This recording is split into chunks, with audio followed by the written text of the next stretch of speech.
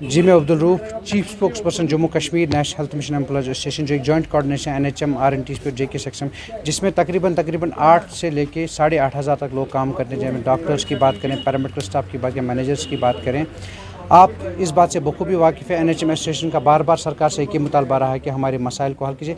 We have only 2 core demands. The main demand is regularisation for services and second is equal pay for equal work. If government will take a time for the regularisation policy, then to go for equal pay for equal work. आपके माध्यम से आज सरकार से पूछना चाहते हैं, 2018 में एक कमेटी फ्रेम की गई थी जिसमें जम्मू कश्मीर के टॉप ब्रास ब्यूरोक्रेट्स को रखा गया था, प्रिंसिपल सेक्रेटरी रैंक को रखा गया था। उनने एक रिपोर्ट भी सबमिट की थी सरकार को, मगर उस रिपोर्ट का कुछ पुरसाने हाल नहीं है, उस रिपोर्ट का अता पता कहीं नहीं है।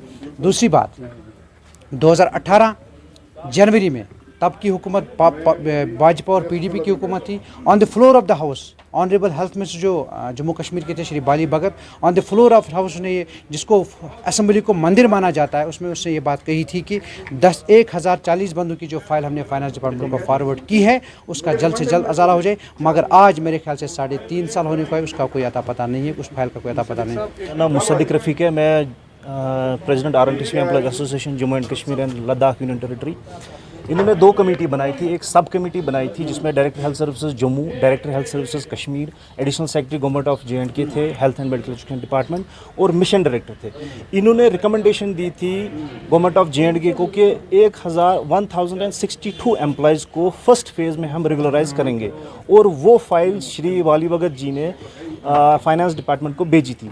और उसके साथ साथ प्रिंसिपल सेक्रेटरी जो थे उन्होंने हाई एम्पावर कमेटी बनाई थी, जिनको दिया गया था कि वो फुली एक रोड मैप तैयार करेगी RNTSP, JK सेक्स और NHM एम्प्लॉयज़ के लिए। लेकिन आज तक उस कमेटी का कोई फेज़ हमारे सामने नहीं आया। हम सिर्फ गवर्नमेंट से यही मुतालबा करना चाहते हैं कि हम पिछले 20 साल से काम कर रहे हैं on contract, on consolidated salary. अगर आपने हमारे लिए, एम्प्लॉयज़ के लिए वाकई कुछ सोच के रखा है, जो रिटन डॉक्यूमेंट हमारे पास भी है और गवर्नमेंट ऑफ JNK के पास भी है, मेमोरेंडम ऑफ अंडरस्टैंडिंग, तो उसमें जल्द से जल्द प्लीज़ काम कीजिए, क्योंकि हम भी एक डिग्निफाइड जो स्टेटस है वो भी चाहते हैं स्टेट गवर्नमेंट एम्प्लॉयज़ की तरह से, जैसे वो चाहते हैं कि लाएमल। तो ये तो मैं अगर कहूँ, ये खाली 8,500 एम्प्लॉयज़ का मसला नहीं है, उन 8,500 के साथ उनकी फैमिलीज़ का मसला, उनकी रिलेशंस का मसला है, ये इन लैक्स चले जाते हैं।